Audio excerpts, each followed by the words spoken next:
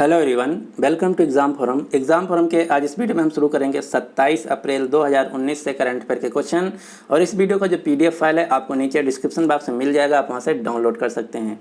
25 अप्रैल के बाद की जितनी भी पीडीएफ हैं हमारी सभी पीडीएफ टेलीग्राम लिंक पे अवेलेबल हैं, आप वहां से जाके डाउनलोड कर सकते हैं और टेलीग्राम का लिंक भी आपको नीचे डिस्क्रिप्शन बॉक्स में मिल जाएगा। तो चलिए शुरू करते हैं आज का वीडियो।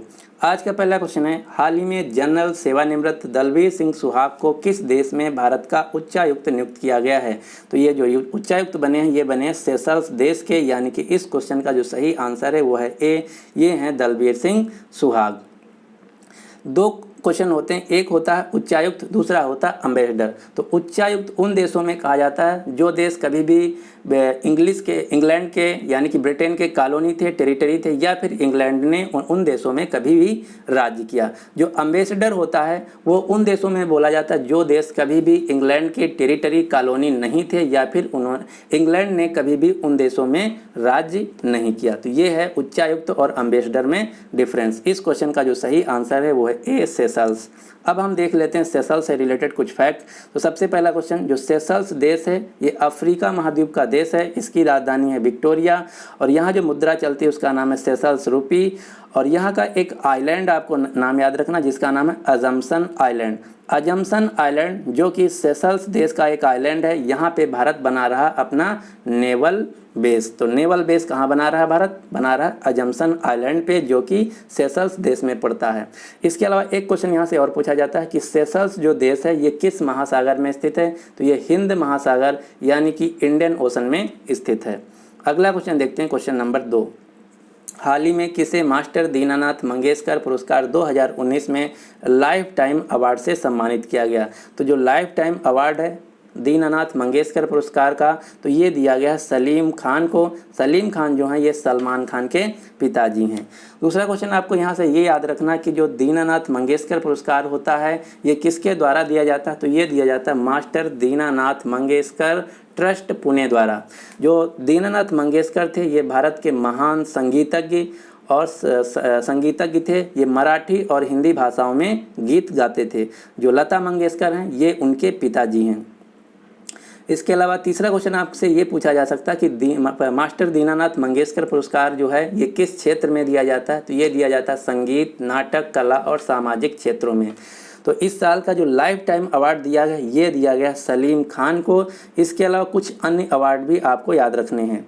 तो जो लाइफ टाइम अवार्ड है ये तो दिया गया सलीम खान को। इसके अलावा जो मास्टर दीनानाथ मंगेशकर पुरस्कार है इसमें भारतीय सिनेमा में योगदान के लिए जो विशेष पुरस्कार दिया गया ये दिया गया मधुर भंडारकर को। विशेष पुरस्कार दिया गया हेलन को। संगीत और कला के क्षेत्र में जो दिया गया वो दिया गया है सुचेता भिंडे चापेरकर को। तो ये सभी अवार्ड हैं जो कि मास्टर दीनानाथ मंगेशकर अवार्ड में दिए गए। तो ये सभी नाम आपको याद रखना है, जो क्वेश्चन पूछा जाए एग्जाम में उसका आंसर देना होगा। अगला क्वेश्चन देखते हैं, क्वेश्चन नंबर 3। हाल ही में विश्व बौद्धिक संपदा दिवस कब मनाया गया? तो विश्व बौद्धिक संपदा दिवस ये प्रतिवर्ष मनाया जाता है 26 अप्रैल को, यानी कि इस क्वेश्चन का जो सही आंसर है वो है बी। इसको इंग्लिश में बोला जाता है वर्ल्ड इंटेलेक्चुअल प्रॉपर्टी डे। तो दूसरा क्वेश्चन आपको यहाँ से याद रखना है कि इसका इस साल थीम क्या था? तो इस साल का जो थीम था विश्व बौद्धिक संपदा दिवस का वो था rich, gold, intellectual property and sport. और ये मनाया जाता है वर्ल्ड इंटेलेक्चुअल प्रॉपर्टी ऑर्गेनाइजेशन द्वारा, जिसका मुख्यालय है जिनेवा स्विट्जरलैंड में। और इसके जो डायरेक्टर जनरल हैं उनका नाम है फ्रांसिस गुरे, जो कि ऑस्ट्रेलिया देश के हैं। दूसरा क्वेश्चन आपको यहाँ से ये याद रखना है कि विश्व बौद्धिक संपदा जो दिवस होता है ये किस लिए मनाया जाता है? तो ये मनाया जाता है पेटेंट, ट्रेडमार्क या इंडस्ट्रियल डिज़ाइन है या फिर कॉपीराइट के महत्व को बढ़ाने के लिए और उसको बचाने के लिए। विश्व बौद्धिक संपदा होता क्या है?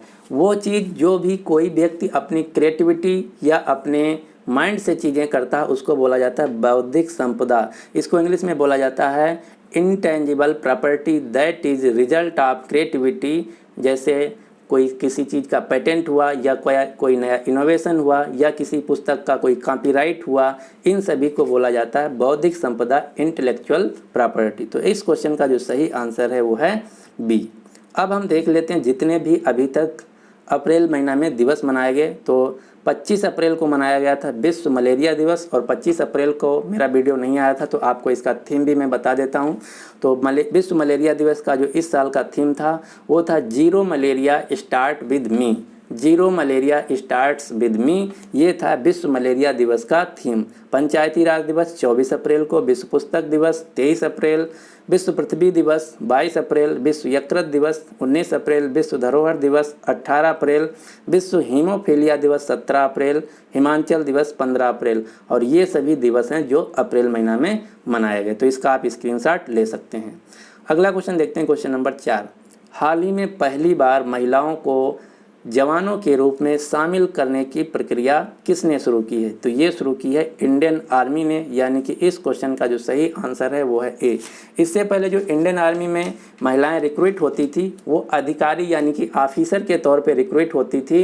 अब इंडियन आर्मी महिलाओं को सोल्जर यानी कि जवानों के रूप में भी रिक्रूट करेगा। तो इस क्वेश्चन का सही आंसर है ये ए, इंडियन आर्मी।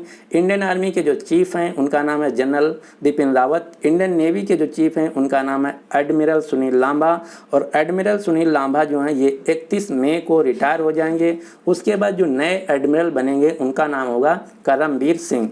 और वर्तमान में इंडियन एयरफोर्स के जो चीफ हैं उनका नाम है BS धनोवा। तो इतने क्वेश्चन आपको यहाँ से मिल जाते हैं।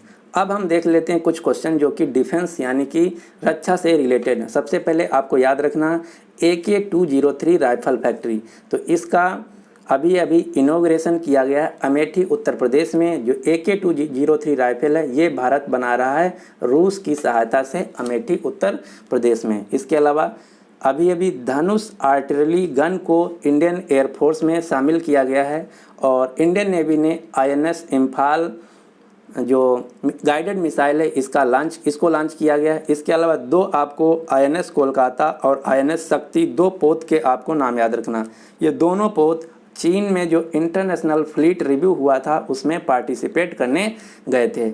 इसके अलावा इंडियन एयरफोर्स ने एक चिनूक नाम का हेलीकॉप्टर को शामिल किया। तो इतनी चीज़ें आपको डिफेंस से याद रखना है। इसके अलावा कुछ और मैं आपको फैक्ट बताता हूँ जो कि आपको याद रखना है। एक देश है जिसका नाम है ईरान। ईरान की आर्मी को अमेरिका ने आतंकवादी घोषित किया है। तो ये भी आपको क्वेश्चन याद रखना है। अगला क्वेश्चन देखते हैं, क्वेश्चन नंबर 5। हाल ही में किस देश में 2 नई पक्षी प्रजातियों की खोज की गई है? तो ये खोज की गई है इंडोनेशिया में, यानी कि इस क्वेश्चन का जो सही आंसर है वो है बी। अगर इनका नाम पूछा जाए और क्वेश्चन पूछा जाए ये किसने खोजा, तो ये खोजा ट्रिनिटी कॉलेज डबलिन ने। और इनका नाम है वाकाटोब व्हाइट आई वांगी वांगी व्हाइट टाइंगी आई। तो ये नाम है, नाम आपसे नहीं पूछा जाएगा, सिर्फ देश का नाम पूछा जाएगा कि ये 2 नई पक्षी प्रजातियों का जो खोज की गई किस देश में की गई, तो ये की गई इंडोनेशिया में। इंडोनेशिया ने ही अभी रामायण पे आधारित डाक टिकट जारी किया था। अब हम देख लेते हैं कुछ फैक्ट जो कि इंडोनेशिया से रिलेटेड हैं। इंडोनेशिया जो देश है ये एशिया का एक देश है। इसकी राजधानी है जकार्ता। इसकी मुद्रा है इंडोनेशियन रुपया। और यहाँ के जो प्रेसिडेंट हैं उनका नाम है जोको विडोडो। इंडोनेशिया के 2 शहरों का आपको नाम याद रखना, पहला जकार्ता, दूसरा पलेम्बर्ग। ये 2 वो शहर हैं जहाँ पे 2018 के एशियन गेम्स खेले गए थे। और इसके 4 साल बाद 2022 में जो एशियन गेम्स खेले जाएंगे वो खेले जाएंगे चीन के शहर हांगझाऊ में। तो 2018 के जो एशियन गेम्स हैं ये खेले गए थे पलेम्बर्ग और जकार्ता शहरों में। इसके अलावा इंडोनेशिया की राजधानी जकार्ता में ही एशियान कंट्रीज का मुख्यालय है। एशियान का फुल फॉर्म है association of south east Asian nation. इसमें टोटल 10 देश हैं और इसका भारत मेंबर नहीं है। ये क्वेश्चन बहुत ज़्यादा पूछा जाता है कि आसियान कंट्रीज का भारत मेंबर है या नहीं है, तो आपको याद रखना है आसियान कंट्रीज का भारत मेंबर नहीं है। इसमें जो टोटल देश हैं वो हैं 10 और इस आसियान का मुख्यालय है इंडोनेशिया की राजधानी जकार्ता। आपको इसका समिट याद रखना कि 2018, 19, 20 में समिट किस देश में होगा। तो आसियान कंट्रीज का 2018 में जो समिट हुआ था वो हुआ था सिंगापुर में, 2019 में होगा थाईलैंड में, 2020 में होगा वियतनाम में। अगला क्वेश्चन देखते हैं, क्वेश्चन नंबर 6। हाल ही में world press freedom hero award 2019 किसने जीता? तो जो world press freedom hero award 2019 है ये दिया गया सिरिल अल्मेडा को। और जो सिरिल अल्मेडा हैं ये जो पाकिस्तान का सबसे प्रतिष्ठित और सबसे बड़ा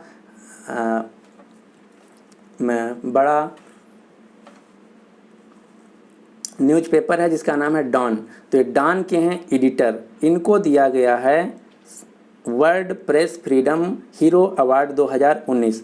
अब दूसरा क्वेश्चन ये कि ये इनको क्यों दिया गया?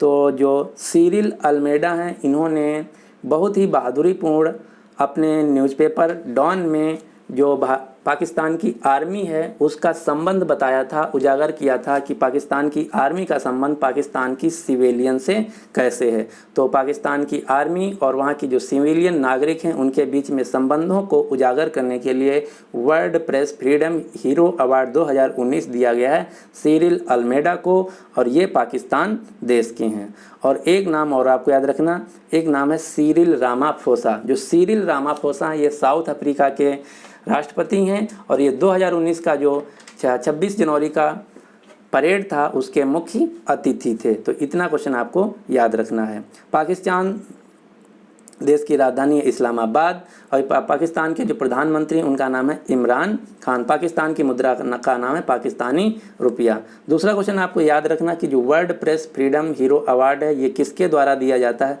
तो ये दिया जाता है इंटरनेशनल प्रेस इंस्टीट्यूट द्वारा, जिसका मुख्यालय ऑस्ट्रिया की राजधानी वियना में। और एक और क्वेश्चन यहाँ से याद रखना, इंटरनेशनल प्रेस इंस्टीट्यूट के द्वारा ही एक वेबसाइट है जिसका नाम है माडा मसार। तो माडा मसार जो कि इजिप्ट देश की न्यूज़ वेबसाइट है, इसको दिया गया है फ्री मीडिया पायनियर अवार्ड 2019। तो ये दो अवार्ड आपको याद रखना है, फ्री मीडिया पायनियर अवार्ड 2019 जो दिया गया है माडा मसार न्यूज़ वेबसाइट को, और world press freedom hero award दिया गया है पाकिस्तान के डॉन न्यूज़पेपर के एडिटर सिरिल अल्मेडा को। ये दो क्वेश्चन आपको यहाँ से याद रखना है। अगर क्वेश्चन पूछा जाए ये जो वर्ल्ड प्रेस फ्रीडम अवार्ड है ये किस क्षेत्र में दिया जाता है? तो ये दिया जाता है पत्रकारिता में। अगला क्वेश्चन, क्वेश्चन नंबर 7, हाल ही में मुख्य न्यायाधीश रंजन गोगोई के विरुद्ध यौन शोषण के मामले की जांच के लिए जो कमेटी गठित की गई है तो उसकी अध्यक्षता कौन करेगा, यानी कि उस पैनल के हेड कौन होंगे? तो उस पैनल के जो हेड होंगे उनका नाम है जस्टिस एएस बोबडे, यानी कि इस क्वेश्चन का सही आंसर है सी। आप सभी लोग जानते होंगे कि एक महिला ने मुख्य न्यायाधीश रंजन गोगोई के खिलाफ सेक्सुअल हरासमेंट का केस दायर किया है, तो उसी को जांच करने के लिए 3 सदस्यों की टीम गठित की गई है। उसके जो हेड हैं उनका नाम है जस्टिस एस बोबडे, और उसमें जो 2 अन्य सदस्य हैं उनमें से हैं जस्टिस इंदु मल्होत्रा और जस्टिस इंदिरा बनर्जी। ये हैं वो 3 लोग जिनकी टीम गठित की गई है। और जो रंजन गोगोई हैं ये असम राज्य से हैं और ये भारत के 46वें नंबर के मुख्य न्यायाधीश हैं। जो भारत का मुख्य न्यायाधीश होता है उसकी जो सैलरी होती है वो होती है 2,80,000 प्रति माह। और एक क्वेश्चन और पूछा जाता है कि जो हमारा सुप्रीम कोर्ट है वो किस आर्टिकल के अंतर्गत आता है? तो सुप्रीम कोर्ट आता है आर्टिकल 124 के अंतर्गत। और एक क्वेश्चन और आपको याद रखना, जो सुप्रीम कोर्ट होता है उसमें जो न्यायाधीश होते हैं उनकी टोटल संख्या होती है 30 + 1, यानी कि टोटल 31 होती है, जिसमें 1 होता है मुख्य न्यायाधीश और 30 होते हैं इसकी सहायता के लिए सहायक न्यायाधीश। अगर क्वेश्चन तो टोटल हो गए 31। अगला क्वेश्चन, क्वेश्चन नंबर 8, हाल ही में ISSF विश्व कप में मनु भाकर और सौरभ चौधरी ने कौन सा पदक जीता है? तो इन दोनों ने जीता है स्वर्ण पदक, यानी कि गोल्ड मेडल। यानी कि इस क्वेश्चन का जो सही आंसर है वो है ए। अगर क्वेश्चन पूछा जाए ये जो ISSF विश्व कप है ये कहाँ हुआ? तो ये हुआ चीन देश में। इसके अलावा 2 नाम और आपको याद रखना है, दिव्यांश सिंह पनवार और अंजुम मुदगल, इन्होंने भी गोल्ड मेडल जीता है ISSF वर्ल्ड कप में।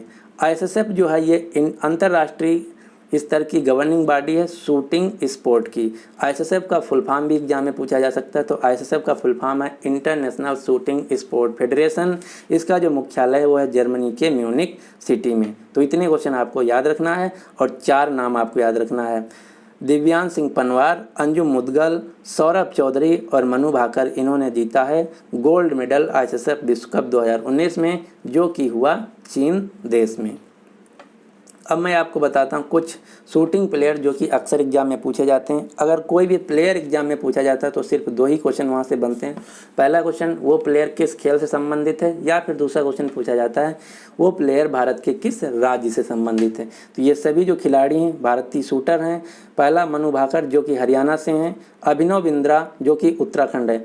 अभिनव बिंद्रा भारत के वो खिलाड़ी हैं जिन्होंने ओलंपिक में सिंगल इवेंट में भारत के लिए पहला गोल्ड मेडल 2008 के ओलंपिक खेलों में जीता था।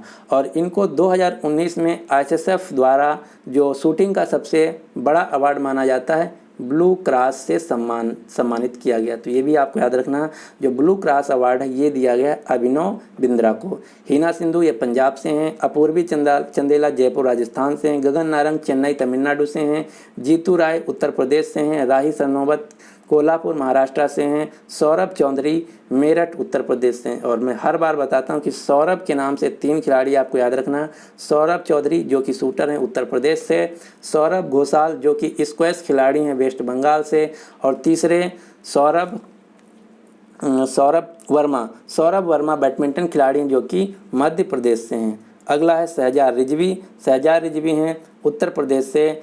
नेक्स्ट है वर्षा बर्मन जो खिलाड़ी हैं ये मध्य प्रदेश से हैं। और एक दूसरा मिलता जुलता नाम है स्वप्ना बर्मन। तो ये वर्षा बर्मन और स्वप्ना बर्मन दोनों अलग अलग खिलाड़ी हैं। वर्षा बर्मन जो हैं ये शूटर हैं और स्वप्ना बर्मन हेप्थैलान खिलाड़ी हैं जो कि जलपाईगुड़ी पश्चिम बंगाल से हैं। तो ये इतने खिलाड़ियों के नाम आपको याद रखना है और ये सभी खिलाड़ी जो हैं ये इंडियन शूटर हैं। अगला क्वेश्चन देखते हैं, क्वेश्चन नंबर 9। हाल ही में किस बैंक द्वारा भारत का पहला ग्रीन कार लोन शुरू किया गया। ग्रीन कार लोन का मतलब है ये उन कारों के लिए देगा जो कि पॉल्यूशन नहीं करेंगी, जैसे इलेक्ट्रिक कार। तो ये जो ग्रीन कार लोन है ये सिर्फ इलेक्ट्रिक कारों को दिया जाएगा और ये शुरू करने वाला भारत का पहला बैंक है SBI। यानी कि इस क्वेश्चन का सही आंसर है state bank of India. State bank of India का मुख्यालय है मुंबई में। इसके जो चेयरमैन हैं उनका नाम है रजनीश कुमार। और मैं हर बार बताता हूँ आपको 4 बैंकों का सीरीज याद रखना। पहला SBI, दूसरा HDFC, तीसरा BOB, चौथा ICICI।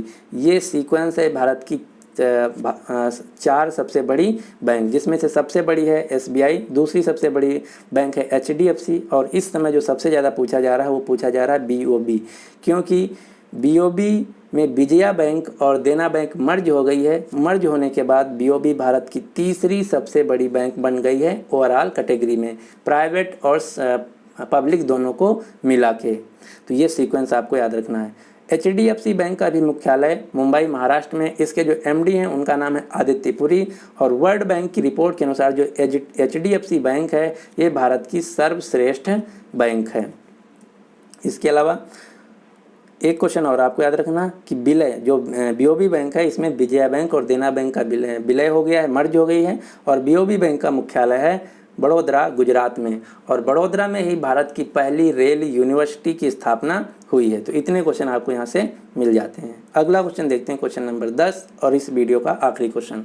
हाल ही में top individual for patents and commercial श्रेणी में किस व्यक्ति को नेशनल IP अवार्ड यानी कि नेशनल इंटेलेक्चुअल प्रॉपर्टी अवार्ड 2019 दिया गया। तो ये दिया गया है डॉक्टर बेनी एंटेनी को।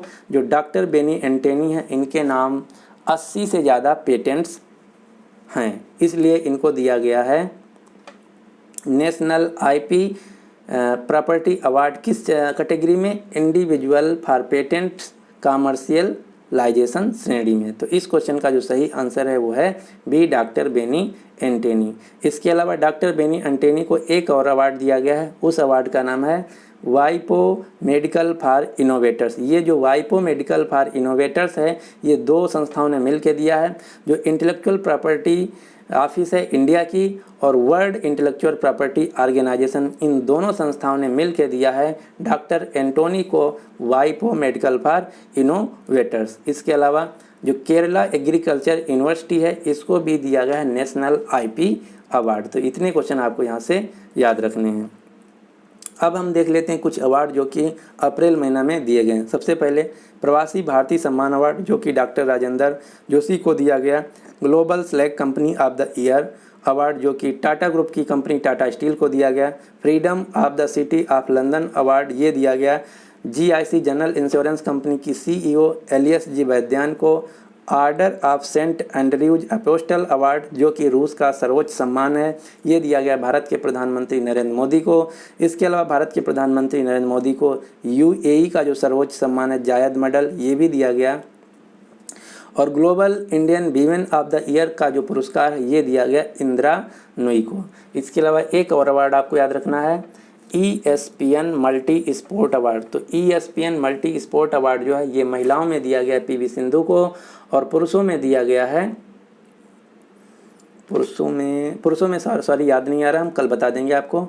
और एक अवार्ड और आपको याद रखना, Wisden player of the year का अवार्ड, जो विजडन मैगजीन है लंदन की, इसके द्वारा दिया गया है Wisden player of the year का अवार्ड।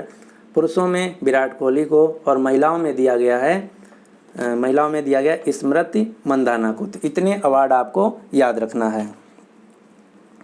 तो इस वीडियो को हम यहीं पे समाप्त करते हैं। तो उम्मीद करते हैं आपको ये वीडियो पसंद आया होगा। अब आपके लिए क्वेश्चन है, हाल ही में किस देश ने दुनिया के पहले फ्लोटिंग न्यूक्लियर पावर प्लांट का सफल परीक्षण किया? तो इस क्वेश्चन का जो सही आंसर है उसका आंसर आपको नीचे कमेंट बॉक्स में देना होगा। तो कल फिर मिलते हैं सुबह 5 बजे। अब आप आज के बाद आपका हमारा जो वीडियो है डेली कंटिन्यू आएगा, कभी भी मिस नहीं होगा।